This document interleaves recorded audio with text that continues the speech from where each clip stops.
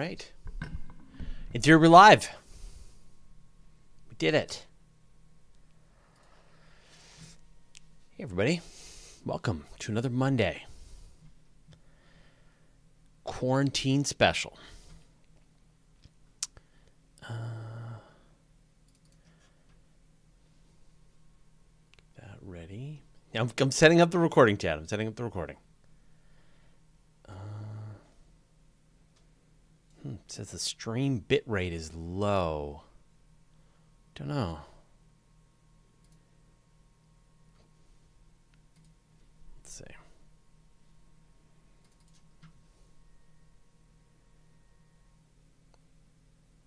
Whoa, didn't like that. Okay.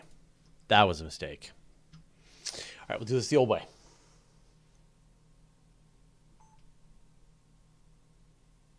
That worked, right? Yeah. All right, we're recording that. Video. Audio. All right. Yeah, this is the new camera. Figured it out. I'm not blurry. You're blurry. No, the background's blurry. That means we've got some bokeh. We have a depth of field with a fancy lens and a fancy camera, mirrorless camera. So this is the been able to figure out how to connect the new Sony camera to the computer in a way that is simple. And I think we've got it. I think we've nailed it. So from this point on, there's not really like a bad delay in from when I talk to how my mouth moves, I think. So there you go. Cool. All right. Well, I'm going to give everyone a chance to come in, sit down, grab all the seats, all the infinite seats. You should learn how to set up your telescope as a webcam. That would be awesome. Yeah, that would be so great. Set up my webcam, my telescope. Yeah, we could totally do it. Actually, it would be relatively straightforward. Just set up the camera with put in a T-mount to go from the telescope to the camera, and then I could just sit about a kilometer away, and we could just shoot the video. So, yeah, no problem. Piece of cake. I love it.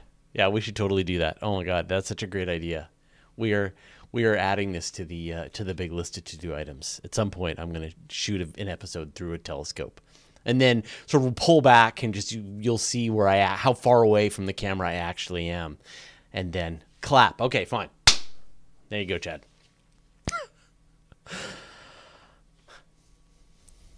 So it turns out I can't. I couldn't do a long boom mic. Yeah, well, I'll use like a lav mic, right? So I'll have something local. I'll be recording my audio locally, but then we'll. But yeah, I get it. But yeah, no, I like it. I'm really happy with the camera, and I'm happy with the way the autofocus works. I'm happy with the fact that the camera recharges itself just by being plugged in through the USB port, so I don't have to really fiddle with batteries.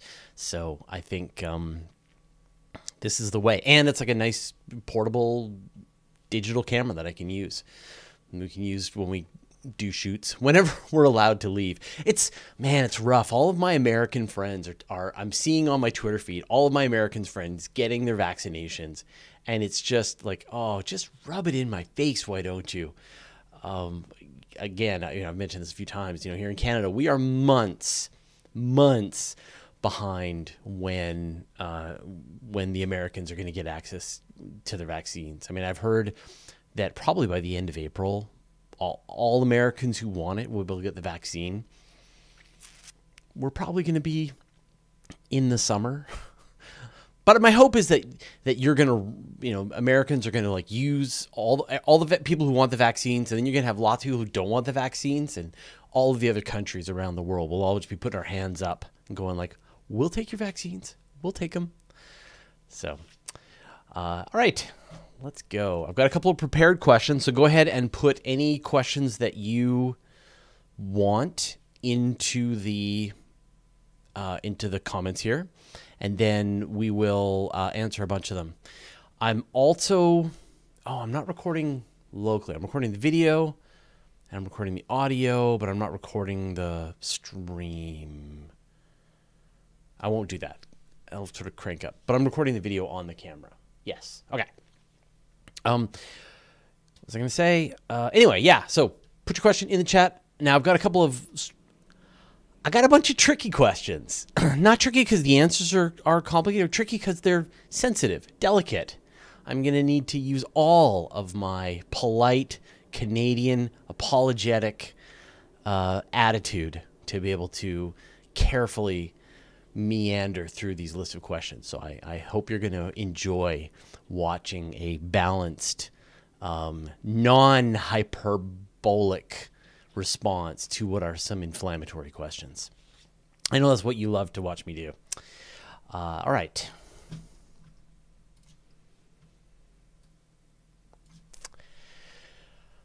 Welcome to the question show. Your questions, my answers. As always, wherever you are across my channel, if a question pops into your brain, just write it down.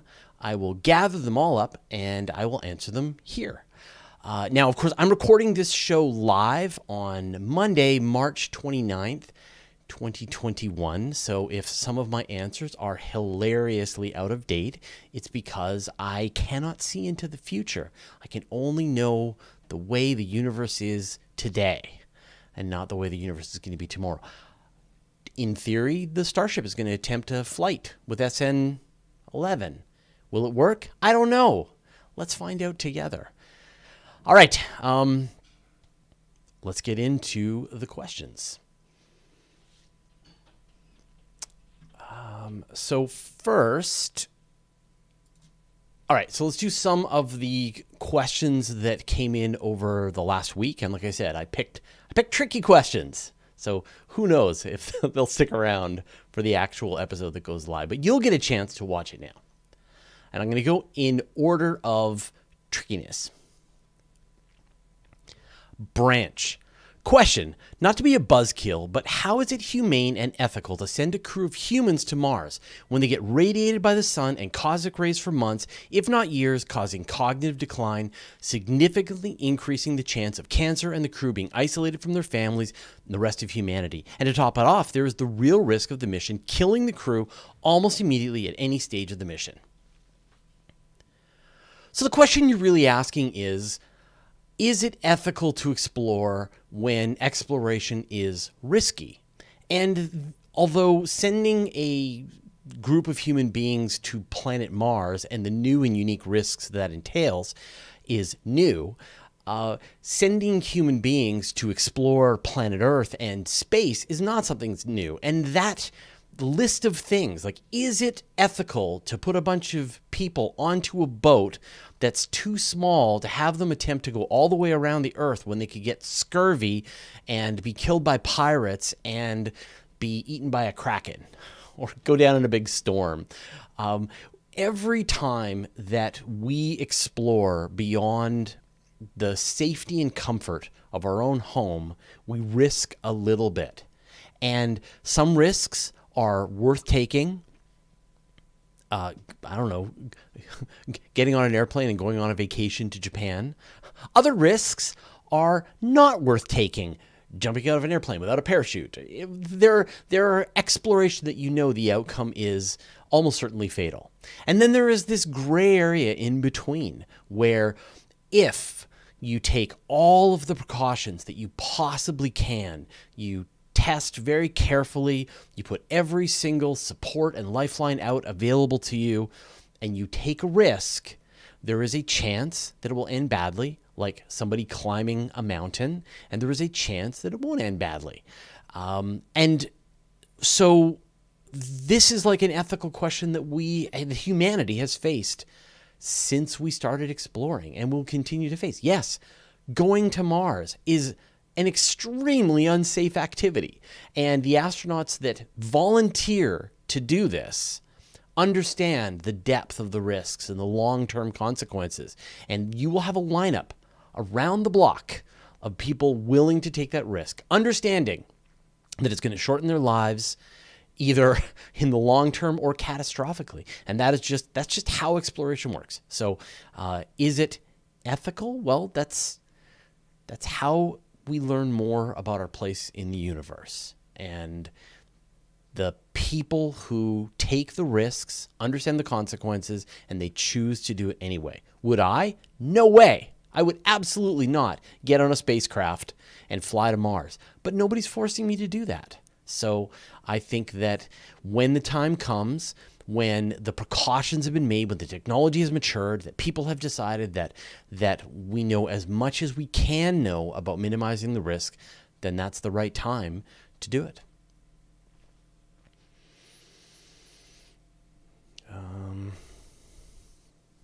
Buzz killed. Okay. Next.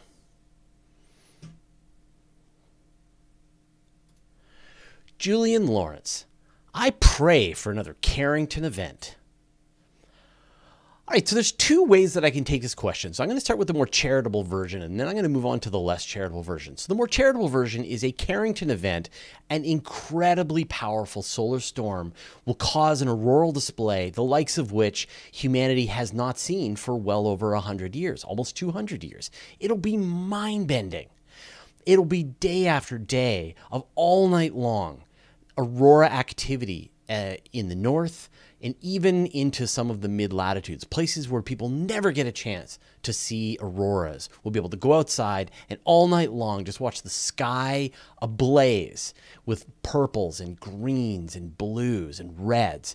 And I've seen, I live in southern Canada. I've seen a couple of auroras, and they're amazing. You can't even believe that it's real, what you're seeing. It is not like the photographs. It is this living creature, this dragon that is charging around the sky. It's hard to explain. And I wish that more people knew that this kind of an experience was available to them, that you could go out and you could see this with your own eyeballs. It will utterly change just the way you think about space, our connection to the universe. It's like it's like a reverse overview effect. It's amazing. And so unfortunately, because of the way the Earth's magnetosphere works, very few people ever get a chance to see an aurora. But in this situation, with a really powerful solar storm, there are these few moments where we can. But don't wait for a Carrington event. Wait for a time that you can book a trip to go to Iceland or northern Canada or Scandinavia and see an aurora for yourself. It's absolutely worth doing. It's one of those bucket list items that you should be adding to your life. For the less charitable version, are you saying that you can't wait for a devastating solar storm to ruin our electrical grid and take our satellites offline? I don't think that's true.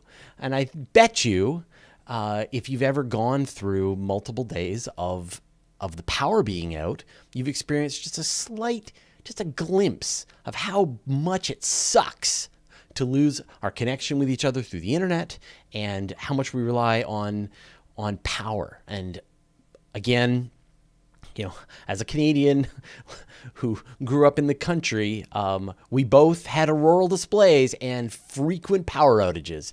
And yeah, when you can hear your food rotting in your freezer because your power's been out for 7 days, it sucks. So you do not want to have a Carrington event. You want to wait until people have woken up to the severity of the risk and built a proper, resilient infrastructure. Promise. I promise you, you don't want it.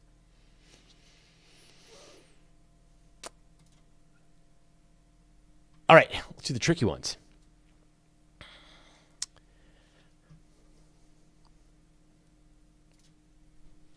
User 1990. I have serious concerns about whether Starship is a legitimate product and not just a boondoggle to promote Elon Musk's profile, especially after seeing the content of Thunderfoot and Common Sense Skeptics' debunking of SpaceX's principal claims. I think it's really important to put the developments that are going into Starship in perspective. Is Starship a massive structure made of stainless steel and Raptor engines sitting in the Texas coast? Yes. Have we watched Starship fly off the launch pad, perform some interesting maneuvers in the air, and attempt to land safely back on Earth? Yes. Yes. Now they've all exploded, which that's because the development of a entirely new method of space travel is not going to work out in the beginning. Will it never work out? Like we are just a few bad landing legs away from Starship as it's envisioned doing the whole maneuver, flying up, flipping over, coming back down, flipping back into a vertical position, and landing gently. It feels to me like this is an engineering problem that can be sorted out. The Super Heavy is another engineering challenge that can be sorted out. So then the question is it going to be possible for the two to be put together and for the whole stack to launch to space, for the Super Heavy to return to the launch pad, and for Starship to go to space and return back to Earth, going through, doing an atmospheric reentry? That is still an unsolved question right now. And, I've continuously said that I think that's going to be the greatest challenge. Can you actually bring that Starship back through the Earth's atmosphere? And my guess is that it's not going to be as simple as Elon Musk and the engineering team think. But I also think that they're going to figure it out. They'll figure out some kind of solution to be able to make it. And the prize at the end of the road is a rocket that is able to fly to space, and no part of it has to be thrown in the garbage. No part of it has to be, I guess it's called the Earth's atmosphere, the garbage. No part of it needs to be burned up in the Earth's atmosphere, that the entire thing is reusable. And if the entire rocket is reusable, then that transforms the entire launch economy. So when I think about the kinds of criticism that I see, it all seems to be very much on the periphery of what's being accomplished here. Like, oh, I'm not sure these things will actually be able to refuel in space. Well, refueling in space has been figured out. NASA's been able to do it. It's a matter of scaling it up. I don't think people, I don't think 100 people are going to be able to fly to Mars. Probably not. That sounds hard. I don't think we're ever going to want to send 100 people to Mars. But just because you don't end up sending 100 people to Mars doesn't mean that you haven't built a fully reusable rocket. Like, a fully reusable rocket has an almost unlimited demand tomorrow for what it can accomplish. It's going to be too loud. Well, maybe. There are a lot of loud things that have happened, and people figure out how to live around loud things. Space shuttles were loud. The Saturn V was loud. Nuclear bombs are loud. So we know that loud things can happen. The volcanoes are loud. So I think that there are a lot of criticisms that are valid, because I think that both Elon Musk, SpaceX, and a lot of just fans on the internet have let their enthusiasm run away with them. And so they've been proposing all of these really extreme ideas for what the future would look like. But I mean, like, we watch Star Trek, we watch Star Wars, we watch science fiction, we think about the future. And just, I've mentioned this many times, just because you think about the future doesn't mean that you're on the hook to actually implement it. The only part of Starship so far that I think Elon Musk and SpaceX is on the hook for is developing a fully reusable two-stage rocket system. And that's kind of it. Everything else is gravy at that point. And so I think that you can pretty safely debunk the debunking, because all of that other stuff can either be easier than we thought, harder than we thought, or never even be required. It doesn't matter.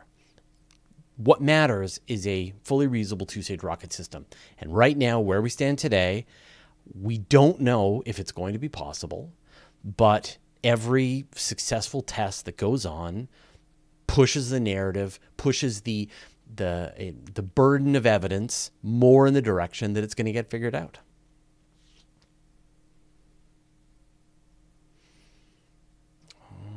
Okay. right. Shreyam Fevro.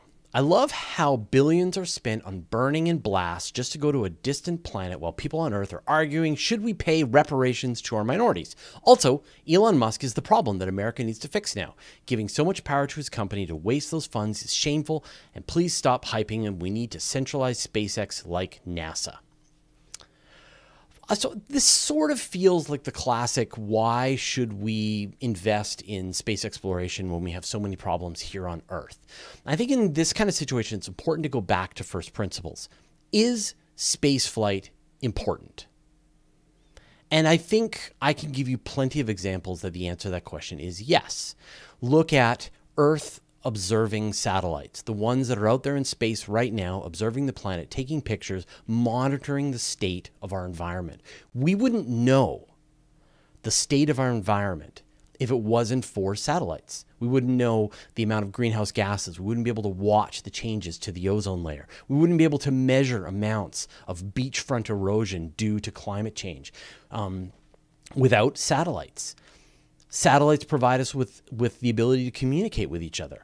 Satellites allow us to be able to find our way around planet Earth using our GPS system and hundreds, thousands of other applications. And we're about to shift into this time when satellites will allow literally everyone on planet Earth eventually to be able to connect to the internet, when right now only half of humanity can connect to the internet. Half of humanity is unable to be a part of this worldwide revolution in learning and finance and just education and just health that is being able to connect to the internet.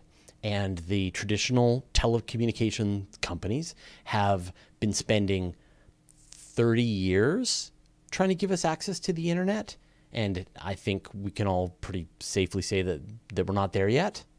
And it looks like satellites are going to do the trick. So I think that, is spaceflight important? Absolutely. Space telescopes to increase our understanding of the universe.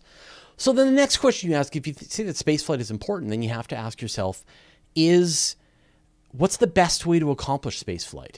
Does it make the most sense for it to be a centralized government institution, or does it make sense to have it be a free market economy? And I mean, we've seen this thing happen time and time again. Does it make the most sense for the government to be the one that makes cars? Or does it make sense to have multiple manufacturers compete with each other to be able to make cars happen at lower prices, higher build quality, et cetera, et cetera? We know that the marketplace, that capitalism to a certain extent does solve a lot of those problems. Where capitalism goes wrong is that it essentially ignores externalities. That when you have a factory and you're dumping the toxic waste into a river and you're not having to pay for that to clean that up, when you're producing plastic and it's going to the oceans and you're not having to pay to have that plastic removing, you're not actually experiencing the true cost of what it is that you're making. And so I think that we do a pretty bad job of factoring in externalities to what it is that we do. So I think that there's a place for private companies to be able to build rockets and to launch them and to have customers who want to send these satellites to space. And the lower you can bring those costs down, then the more interesting kinds of satellites that we can build. We can build satellites. You could build a satellite that's only job is to detect certain kinds of pollution, or you could build a satellite that allows certain remote communities to be able to communicate. As the costs come down, and as long as you properly deal with the externalities, then that, in theory, should be a boon for humanity. So I think that there will always be people who, as there's like a dramatic change in sort of the way humanity does what it does, there will be people who have this first mover advantage. You've got Elon Musk, Tesla. I mean, who wanted electric car companies 10 years ago? Nobody. And so, but here we are 10 years later, and now everyone's chasing Elon Musk and Tesla to build electric cars, which will help reduce greenhouse gases. So I think that there is absolutely a place for companies to make these kinds of changes, rocket companies, car companies. And I think the mistake that's been made, and I really hope that the government stop this from happening, is that you get these externalities, that the companies are able to dump pollution into our atmosphere and not have to pay for it, that they're able to produce plastic without considering what the long lifespan of it is. And I think we can all agree that if externalities are dealt with appropriately, then there's a role for the marketplace to work and do what it does best. And there's also a role for government. So, yeah, I think this will be an argument that will be as old as time. All right. And I think in general, I think it's really important. Like I saw, you see this conversation that's going on Twitter where Bernie Sanders is telling Elon Musk that he's spending his money on climate change, right? And of course, obviously, he started a car company, electric car company, for the purpose of tackling climate change. But I think that there's a lot of really kind of people don't take the time to understand a problem deeply. There's a lot of just people sort of doing a quick response. And the thing that I like to do is to sort of listen to one opinion and then listen to the opposite opinion and then think and let the two ideas sort of rattle around in my brain and dismantle each other. And then any issues that I find, I like to go back and get some more information and come back over here and get some more information. And then over time, build a more nuanced understanding, because I think that almost every big problem, every complicated problem that we face as human beings is going to require a very nuanced, very collaborative solution. And there isn't just a simple, why don't they just? Because it's obvious, if it was simple, then people would have done it. But it's not simple, it's complicated. And so the very least that we could do when a problem is complicated is take the time to understand why it's complicated. And once we've gotten to the point that we can understand why it's complicated, then I think we can begin to offer solutions that can help make it, that can help solve it. All right, there you go. Those are my tricky questions.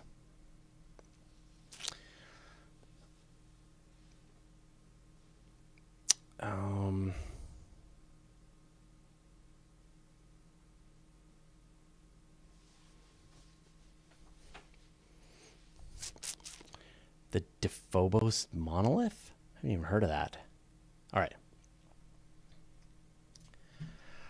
Brandon Whedon. Rosetta used 5 flyby gravity assists to reach its speed. Would it be possible to do more gravity assists, say 20 plus, and reach relativistic speeds? Do gravity assists require more fuel? So the practical limitation on a gravity... Okay, let me start this again.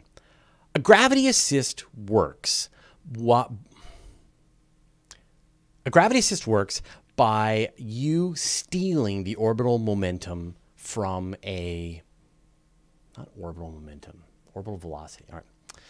A gravity assist works by you stealing the orbital velocity of a planet. And so I'll give you an example, right? You want to fly Voyager towards Jupiter and use that to give you a gravity assist. So you fly the spacecraft to Jupiter, it falls into Jupiter's gravity well, and then Jupiter essentially accelerates the spacecraft in orbit to match its orbital velocity. And then you fly out of the gravity well, and now you've stolen a tiny little bit of Jupiter's orbital velocity, and now you're going significantly faster because Jupiter was way more massive than your little spacecraft. And you can do multiple gravity assists. Each one speeds up your spacecraft a little bit more. So is there a practical limit? Yeah, there is a practical limit, which is that you can only go so fast as the escape velocity of the solar system. So to give you an example, the escape velocity of the solar system from the sun is about 43 kilometers per second. And so if you are flying past the Earth, you are going already 30 kilometers per second. So if you add another 15 kilometers per second in velocity, you can't come back to do another gravity assist. So that's going to be the limitation. The other limitation is that you do require a little bit of fuel when you're going to do a gravity assist, but that's not a huge deal. So really you're limited by the number of objects that are nicely lined up for you to be able to do flyby after flyby after flyby until you can use them all. And so that's why the Voyagers did this maneuver back in the, when they were flying past the great planets. All of the big planets, Jupiter, Saturn, Uranus, Neptune, were lined up perfectly. And so Voyager could do this increasingly fast flyby as it flew out of the solar system. And if it could go past Pluto, and then maybe it could go past Eris. You could maybe have everything nicely lined up. But that's the limit, because you're already on escape velocity trajectory and you can't do it. So in theory, if you had like a bunch of black holes scattered across the Milky Way, you could do flybys of black holes, and eventually you would reach Milky Way escape velocity, which is like, I don't know, like 250 kilometers a second. And then you would be skipped out of the Milky Way itself. So theoretically, if you could get close enough to the singularity of a black hole, you could go to relativistic speeds. But practically, it's, not really possible.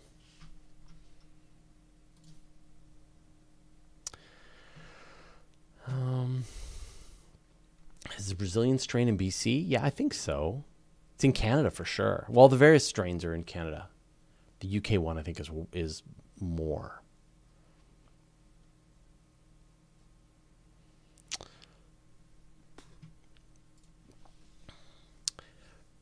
Bill Sugden. Any use for satellites with small 30 to 40 centimeter telescopes? Now small payloads are getting cheaper. Yeah, absolutely. In fact, there's a Canadian telescope called MOST, and they call it the Hubble Space Telescope. And it's like suitcase sized and has a little telescope on board. It's used to find exoplanets. So when you think about sort of all of the electronics, yeah, if you attached a fairly small telescope, 30, 40 centimeters is not bad. That's about a foot, right?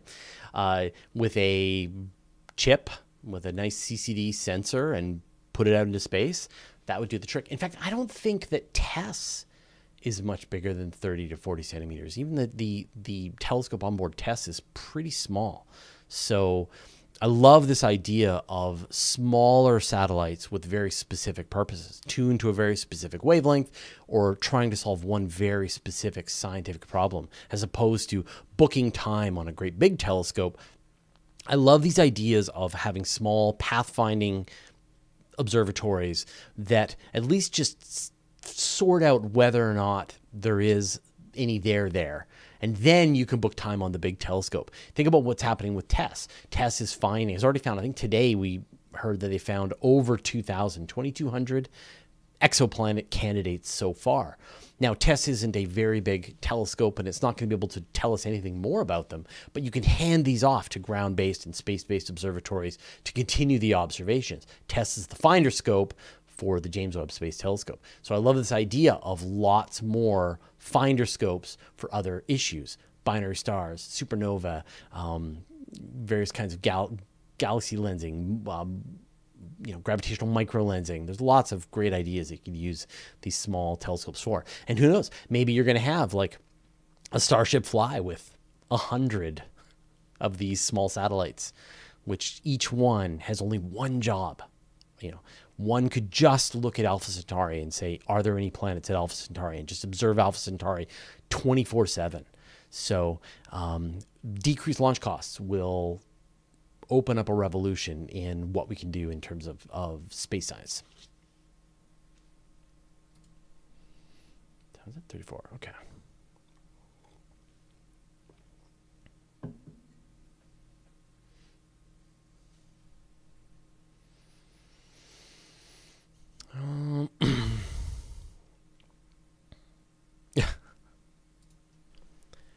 HQ CART.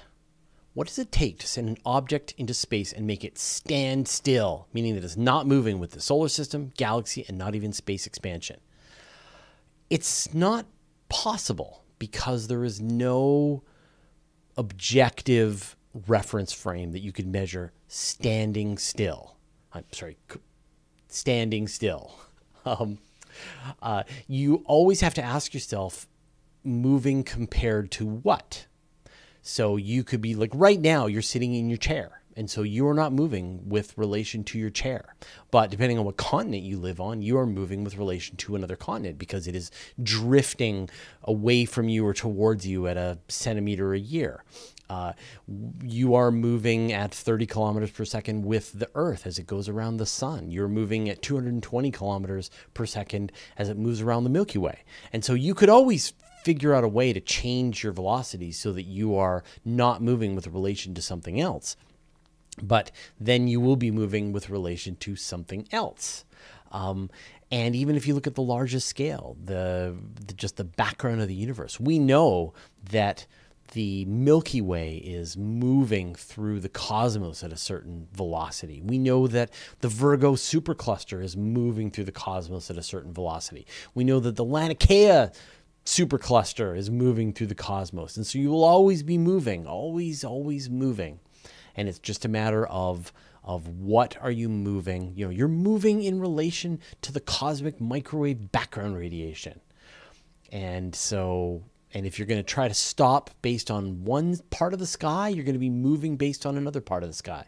So there's really no way that you could just be standing still. You will always be moving in relation to something else.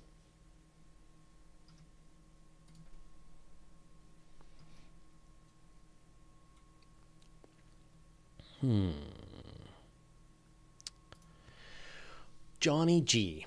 Are there any serious contenders in the private sector other than SpaceX, Blue Origin that are making great strides in rocket technology? Yeah, I mean, we've definitely got Rocket Lab, which is launching, so far has done a great job of launching smaller rockets. There's some, and they have plans to launch bigger rockets. You're looking at some air-based, like airplane-based launch facilities, like what Virgin Orbit is doing, which is kind of an interesting idea because you can take off from a runway, or just a regular commercial runway with a jet, fly down to the equator, which is the best place to launch a rocket, have it go to space, have your airplane come back and land nice and safely. So those are going to help fill in part of the gap on the small end of the launch rocket if you really need a rocket to go to your very specific trajectory. But at the larger scale, and there's some companies, I forget the name. Is it Vector Space? There's some companies that are building rocket engines using, say, 3D printers. There's a rocket company or a company called Spin Launch, which is figuring out whether or not you can use essentially centripetal force. You can sort of spin up a launcher and then release it and then use that as part of the energy to get it up into space. There's a lot of good ideas, but none of them are as evolved currently as what Blue Origin and SpaceX are working on. And none of them have the opportunity to make as dramatic a change as Starship will if they're able to crack a fully two-stage reusable rocket. So I think, and in fact, the thing that I think is more troubling is how little the rest of the launch companies are taking what's happening with Starship. I think you're starting to see now, say Europe with Arianespace, saying we need to figure out some degree of reusable spaceflight. Like they're thinking about competing with Falcon 9 at this point. China is doing something similar. Russia has its plans. And so all the various rocket companies, United Launch Alliance, are considering responses to Falcon 9, but nobody is considering a response to Starship. And that's sort of where you have to go. You have to think about what the future, like what replaces Starship? That's the question that you should be asking yourself if you're a launch company right now, if you want to stay relevant in the future. And every time I bounce into my microphone, it sort of terrifies me. All right.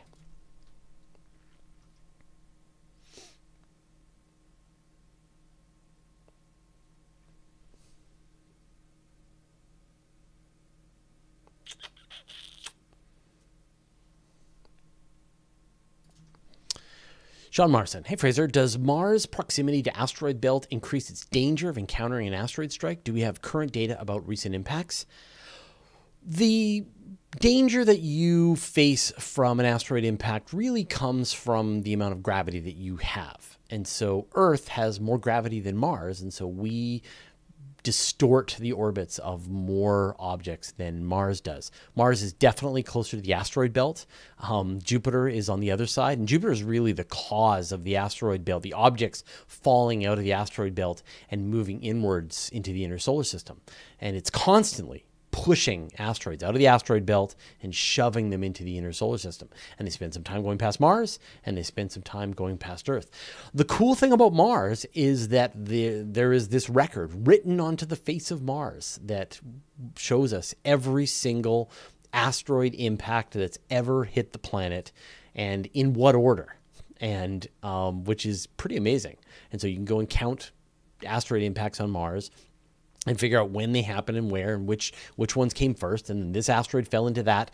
This crater was created inside that crater, and so on and so forth.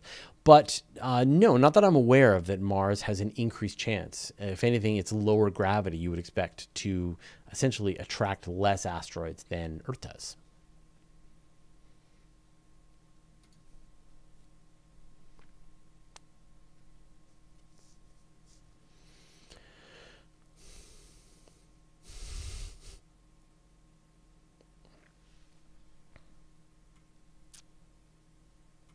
I don't know what LIDA is.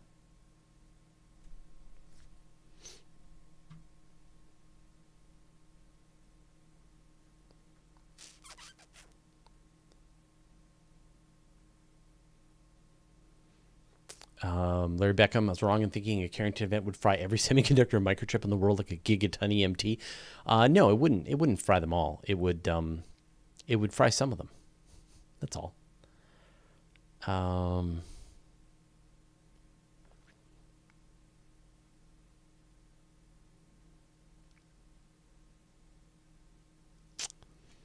All right, we'll do this one here. Visto Tootie. Do you think the Lunar Gateway Station would be more important to science than boots on the moon themselves? I kind of do. Well, it's going to get me in trouble with Bob Zubrin, so make sure he doesn't watch this video, because he thinks that the Lunar Gateway is a lunar toll booth, I think. Yeah, I think the Lunar Gateway is a very important next step for human spaceflight. What the Lunar Gateway lets you do is try to keep human beings alive in a place that is more difficult than low Earth orbit. At this point with the International Space Station, we've mastered keeping human beings alive in low Earth orbit, I think. And the next step is to keep them alive on high Earth orbit. And what the Lunar Gateway lets you do is it lets you break up a mission to the moon into a couple of pieces. You fly to orbit, or you fly to the Lunar Gateway, and then you go onto the Lunar Gateway, and then you fly to and from the surface of the moon. And the problem with the Apollo missions back in the day was that it was sort of like all the way to the moon, all the way back, and no infrastructure. And that's the problem. If you build a Lunar Gateway, then you have infrastructure. Then you have a place that you can send people to. You can dock spacecraft. You can build up more spacecraft. You can transfer fuel. You can transfer food and so on. And it gets easier and easier to get down to the surface of the moon. And actually, there was an article that we just posted on Universe today, as I'm recording this, about it should be possible to have a single stage lunar ferry boat. So you have the Lunar Gateway, you have people taking, say, Dragon capsules to and from the Lunar Gateway, and then you got just one vehicle that can go from the Gateway down to the surface of the moon. Astronauts can do their job on the surface of the moon, and the thing can fly back up with the fuel remaining on board and dock with the International Space Station. So it's like the same idea as Starship, that how can we make these missions work without having to throw everything away every time? The fact that right now a Dragon flies to the International Space Station with cargo The astronauts fill it with garbage. It returns back to the Earth. It gets filled back up with more cargo and sent back to the International Space Station on a reusable Falcon 9 rocket. Like reusability should be the goal for the next step of what we do in space. Like, okay, we know we can make it to space and build a space station by throwing away an enormous amount of equipment, rockets, gear, etc. Can we do it without throwing things away? That's the next question, and that's what I think the Lunar Gateway allows us to do.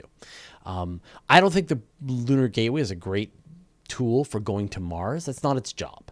And so if you try to sell the Lunar Gateway as like, this is your gateway to go to Mars or the asteroid belt, no. It is a place that you can go as a way station before you go back down to the moon and then back up and then back to Earth.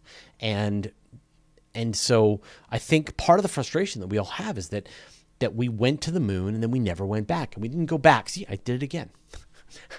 And we didn't go back because we didn't leave any infrastructure at all. And so this time around, that's what I want to see. Infrastructure. And the way you do that is with something like the Lunar Gateway. Small space station that allows you to dock, store ferries that go up and down from the moon, and build from there.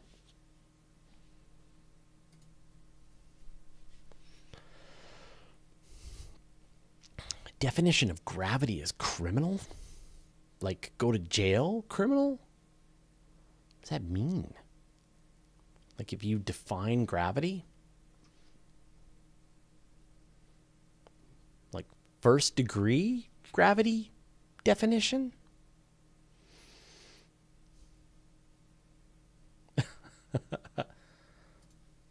Nick Poshek. As a science communicator, how frustrating is it when telescope names like LSST and WFIRST get changed? I think the new names are great, but for the longest time, I thought they were other new projects. I love it. I love when they get their name. We're so familiar now with the Hubble Space Telescope and James Webb and all of these different missions that have happened in the past. And I think it's fantastic that they get named after someone. Kepler, Tycho. There's all these famous astronauts, and Vera Rubin, right? Nancy Grace Roman. There are all of these people who have made these really significant impacts in our understanding of the cosmos. And for them to get a spacecraft or an observatory named after them allows that name to kind of re-enter our lexicon, and we just get to use it over and over again. And like, would we all know who Hubble was as much if we didn't think about the Hubble Space Telescope? I don't think so. Nobody would know who James Webb was if we didn't talk about the James Webb Space Telescope. So I think it's fantastic. I love it. And no, I have no problem learning the new names. Especially when, someone who you're a big fan of gets a name. Like I've been waiting for someone to give a name, a Vera Rubin named spacecraft. Or observatory. And so the fact that it went to LSST, which is like my favorite observatory, is so great. No way.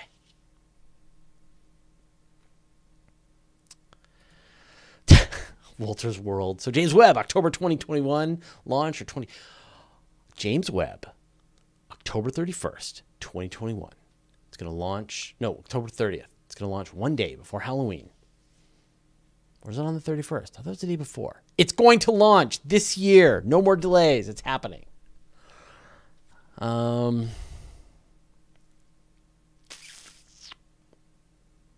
interview the people of the kilopower reactor. That'd be cool.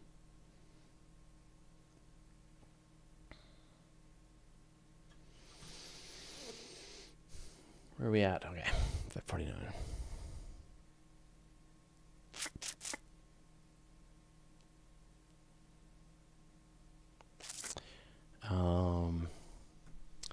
Fugal Creations. Do you think that we could find a way to accelerate at around 1G like in The Expanse for prolonged spaceflight? No, I can't imagine any technology in the near future apart from like antimatter that would allow us to accelerate at 1G for long periods of time. Like The Expanse is amazing. Best science fiction television show ever made. The rocket system, the rocket engine in The Expanse is magic. It is Gandalf, Smaug level of magic. It is Iron Man magic. And so, no.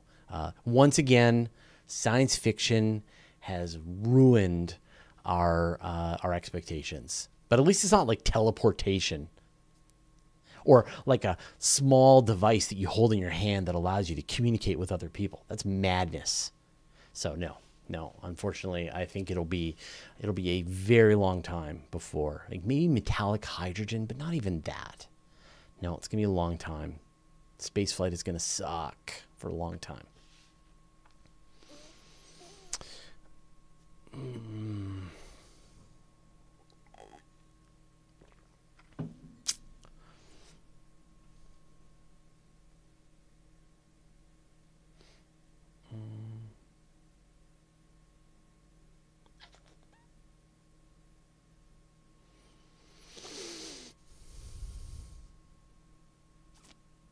What does the sun burn name to? I don't know what that means.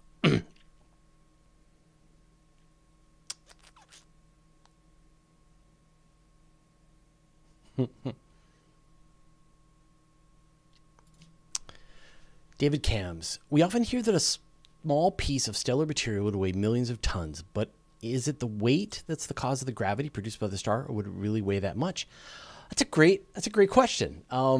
Yeah, I mean, the sun is made of hydrogen and helium, and down at the core, the density of this material is incredibly high. It is like metal. It is insanely dense and hot. And so it would, I don't know if it would weigh millions of tons, but it would be very heavy. But if you just took that stuff and you brought it to Earth atmosphere and just let it go, it would just be turned into this, it would be incredibly undense, and you could fill a balloon with it and it would float around. So yeah, it's sort of like the density of the object all depends on where it is. Same thing with a white dwarf. I mean, a white dwarf is, they say like that just a cupful of it weighs however many tons. And again, that's because the atoms are mashed together incredibly densely. But if you just had that same crystalline structure, it's like a diamond. It's not that heavy. I'll bet you a neutron star would be similar. So it's the fact that you've got the gravity holding the material together with that level of density, that amount of matter compacted into that small a volume is what creates the weight and the mass. So yeah, if you took it away from where it was, but you try that, like good luck. You pull a little bit of the sun's core away from the sun and release it into the Earth's atmosphere. All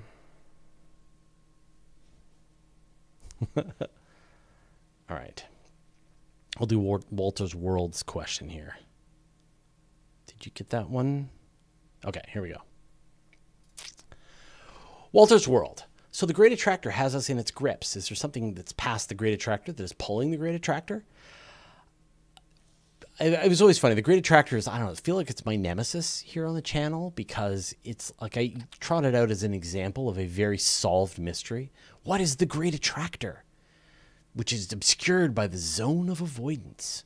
But the reality, of course, is that we've known what the great attractor is for a long time. The great attractor, because we have space telescopes that allow us to see through the gas and dust that obscure the core of the Milky Way and show us the galaxies that are on the other side of the Milky Way that are causing everything to be pulled in that general direction.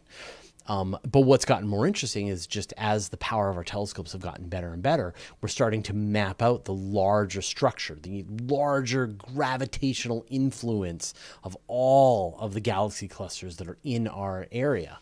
And so back in the day, we thought we were part of the Virgo supercluster, and now we know that we're part of this much larger structure called the Laniakea supercluster. And so we are in the outskirts, and that the actual core, the gravitational core of it happens to be in the direction of the core of the Milky Way. It's on the other side. And just bad luck has it in a place that we have a hard time observing it with regular Earth-based telescopes. But space telescopes, infrared observatories, radio telescopes can help us see through all that and see what it is. And the thing that's kind of interesting is sort of like hard to say, like, what is a thing in space? What is a, you know, all of the galaxies in the local group, Andromeda, M33, all of the small galaxies, they're all going to come together into one big mega galaxy. But beyond that, the galaxies in the Virgo supercluster, they are moving away from each other and will be carried away faster and faster and faster. And they're never actually going to merge as a single object. You couldn't get to 96% of the galaxies that we can see in the universe. They're going to fall over the cosmic horizon and they're going to be gone forever. There is no way, even if you could travel the speed of light, you wouldn't be able to reach them. And that includes many of the galaxies that are part of the Laniakea supercluster. And so these parts of this giant thing that is gravitationally bound to itself is also sort of getting blown apart as the expansion of the universe is accelerating. And so it will never actually form a thing. But between then and now, it still acts like a gravitational overdensity in the universe, which is causing various galaxies to slide in that general direction.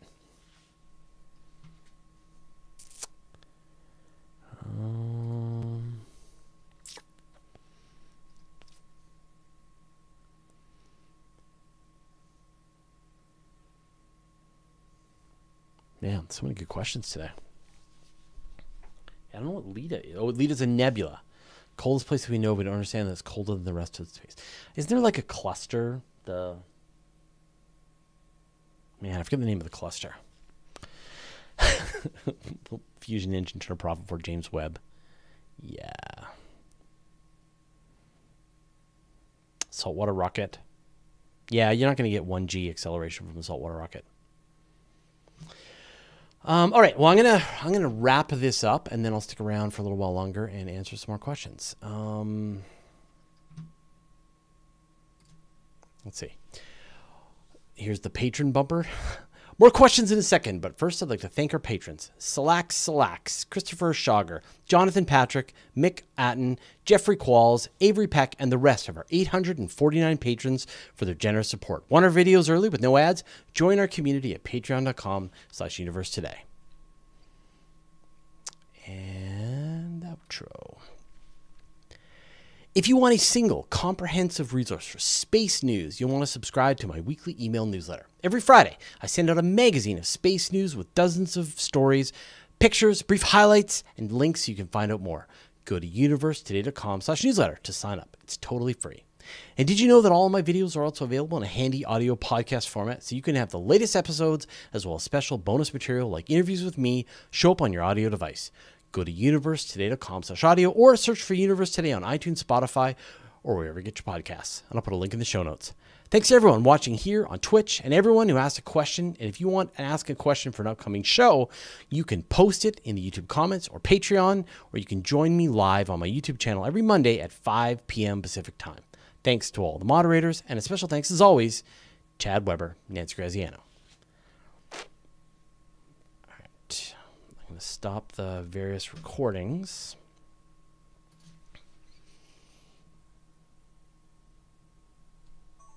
Okay. All right. Whew. Here's the after show.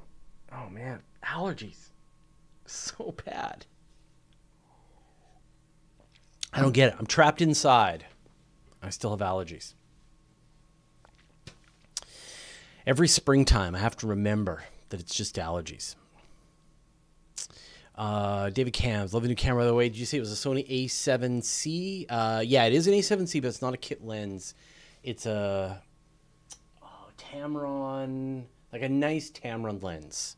So I just didn't bother getting a kit lens. I just got a nicer sort of all-purpose Tamron lens. Wins creation. I'm anti-gravity. Oh. Gravity loves you. What did gravity ever do to you? Actually, a little less gravity would be all right. That would be the one thing. That's the one thing I definitely want to experience. Like, I always like poo-poo like flying to space, but going to like Mars or the moon and experiencing that low gravity would be incredible. So, yeah.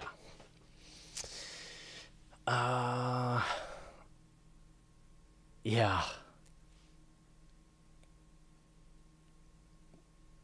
Nick Poshek saying seasonal allergies too. COVID has people glaring at me constantly. Yeah, as I've gotten older, my allergies have gotten worse and worse, and yeah, every springtime, like around March, I'm just like, oh, I feel so out of, like, I can't think straight, and my eyes are watering, and I'm having trouble breathing, and I'm coughing and I'm sneezing, and then I'm like, oh, I should like see the doctor. Is it like, do I have a tumor? And they're like, oh, right, allergies. You take a Benadryl and you feel a lot better. So I've got to have like a Post-it note, I think, that I'll just put somewhere that just says it's allergies that shows up. I'll have maybe a note on my calendar. I'll have like May 1st that'll just say it's allergies. I always found gravity attractive. So what do you think? Place your bets. What do you think? Will Starship stick the landing? SN11 is going to fly tomorrow? What do you think? Place your bets. I think it's going to work, but I think the legs are going to fail. And so I think we're going to get, I think the the legs are fundamentally not going to work for how they want Starship to go, in my opinion.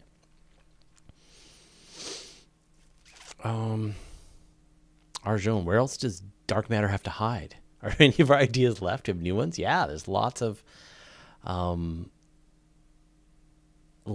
places dark matter could be hiding. Actually, there was a story that just came out today that astronomers are pretty certain that excess gamma radiation coming from the center of the Milky Way has something to do with dark matter.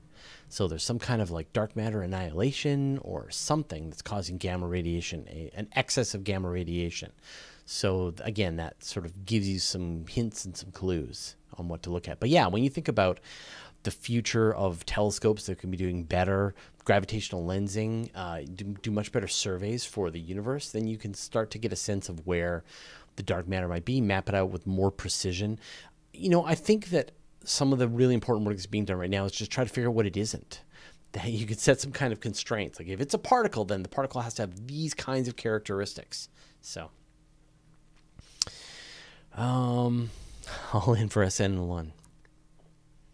Men don't get shots. I can't wait. Stick the immune juice in my arm. Oh my God. I'm so done. I'm so done with this, with COVID, with the hanging around inside, with the quarantining, with the death. Yeah, I cannot wait to get all my vaccinations. I'm so stoked. And it's also really interesting, something that we, that I'm hearing people are now starting to develop. Like there was a vaccine that was produced for a certain kind of brain tumor that essentially the tumor seems to produce a protein on the outside of the cells that is recognizable.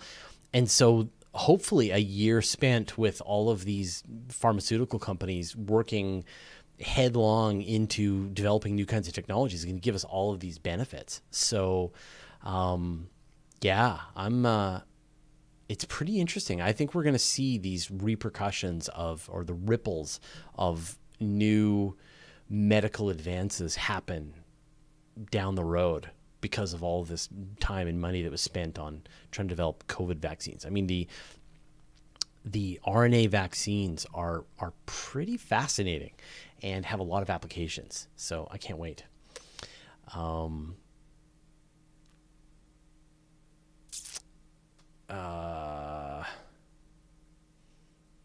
Where's the one here? Oh, there was a question there. Jolly Blonde Giant. Why did you take on the Gravity Wells or for Suckers posters? I repainted my ceiling, and I had to take down. We had to spray the ceiling, and so it like sprayed particles everywhere, and so we had to like take down all the posters, take down everything, plastic up the whole place, and then spray the ceiling. Well, some experts came in and sprayed the ceiling because we had redone the plumbing in the house. So, and I haven't put up the posters yet, and I may not. I don't know.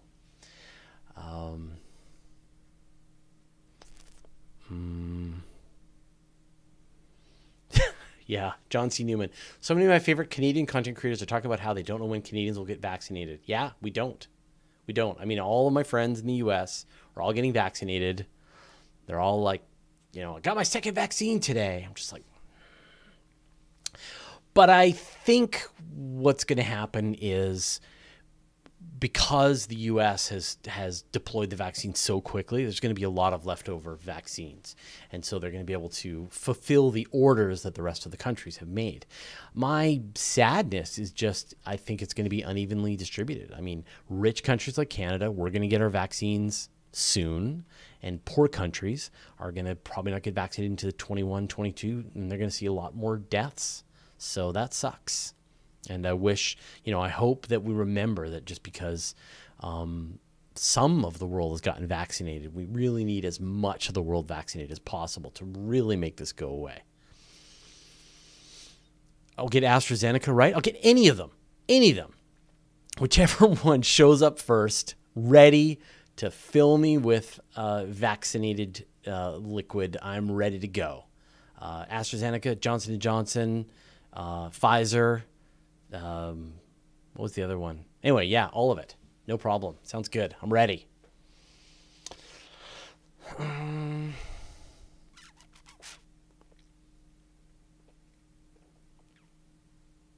Vaccinate the COVID out of Canada. Yeah, I love it. Can Carla get us vaccinated here in the States? I don't know. I don't think so. Because if we're not vaccinated, then we won't be allowed to cross the border into the U.S. So, we have such a close partnership with the U.S. I'm sure as soon as the vaccines are rolling in the U.S., we'll get our orders filled. But I've heard Moderna. There you go. Yeah, I've heard that we're like September is when we'll be able to all get vaccinated. So yeah, my dad is 78 and he has his first appointment to get vaccinated now. First appointment. So yeah. Let's see.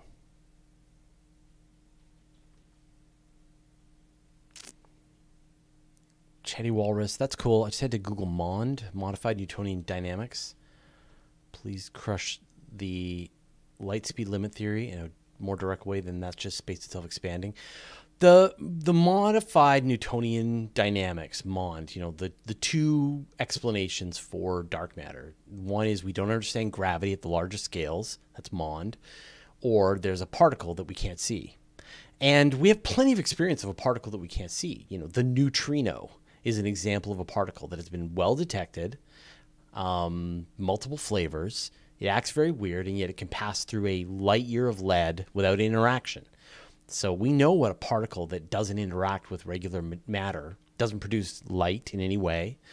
We have plenty of experience of that. So it's weird to me that people are so freaked out by dark matter when yet they'll accept the neutrino. They're very similar. The problem is that MOND makes predictions about just how galaxies should interact with each other that don't hold up to observations. And so if your theory doesn't match observations, you have to dump it. And that's where we're at with MOND. Although, some people still want to hang on to it, which is fine. Keep gathering evidence. Yeah, the only difference between, we know that dark matter doesn't behave like the neutrino because it isn't hot. In other words, it doesn't move fast. Neutrinos move at close to the speed of light, and so they have a certain way of behaving. And whatever dark matter is, it passes through regular matter like neutrinos do, but it doesn't move quickly. It moves slowly, and so that's why. So astronomers call it cold. But we don't think that it is actually cold, although that's sort of in space you can measure the temperature of a particle by how fast it's moving. So whatever dark matter is happens to be something that is cold but kind of behaves like a neutrino. Is the island fortress of Vancouver Island holding? Or the infections growing? No, we've had it. It's been bad on the island, so we have lost our defenses. And my son's school, they had a couple of pretty big outbreaks, and they've had to quarantine dozens of people. Like, my son's just not going to school right now, except to hand in assignments, and then he scampers away. So yeah. Yeah, I think this is really the dangerous time with COVID, because we're all so sick of it. We're all just like, come on, let's just get on with it. But we have to be careful still, as careful as we ever were. All right. John C. Newman, what would gravitational waves be like closer to a black hole merger? I hear that out here space is warped at particle scales. If we were at like 1 AU, would space bend at centimeter scales? Yeah, I mean, the closer you get to the event of the gravitational, like what is a gravitational wave? Gravitational wave is space time stretching and contracting as these waves of emanate out from the point of this gravitational interaction. And so literally, if you had a piece of paper that was, a light year long piece of paper sitting perpendicular to the gravitational waves, as the gravitation rolled over it, it would tear the piece of paper apart at the atomic level, because essentially the atoms, the bonds that are holding the paper together are being pulled apart by space itself pulling apart. And so you could take a piece of paper, put it really close to the black hole, you could smash your black holes together, and there would be a point where the paper would just be shredded. And then at a point where it would sort of not be shredded and be a couple of tears, then eventually there would be no problem. The paper could absorb the stretch and then back out again. And so if you were really close to two black holes colliding, you would have your atoms torn apart. But if you're that close, then other horrible things are already happening to you. So, but yeah, no, like a gravitational wave passing over you is not just you kind of, warping, going, whoa, but it is like your matter and space itself is pulling apart. So,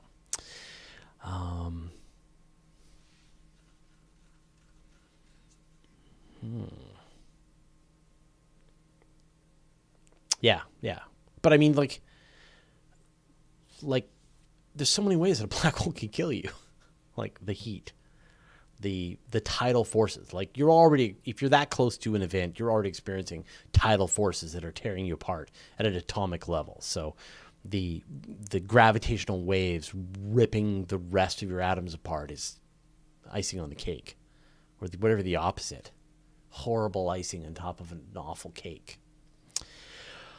All right, I think I'm going to wrap it up. Thank you, everybody, for hanging out. I really appreciate it. I have a lot of fun.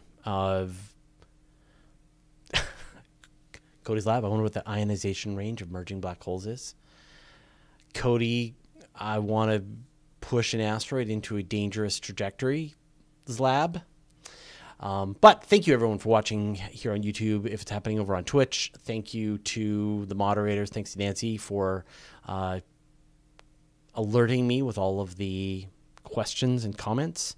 And I don't have an interview scheduled yet, but I do have an interview scheduled with Michio Kaku, and I got his new book. It's teeny tiny, so it's going to be a real snack, but we'll be talking, and I think it's going to be fun, and that's going to be in, I think, 2 weeks. So I'll let you know when that's done. All right, thanks everybody, and we'll see you all next week.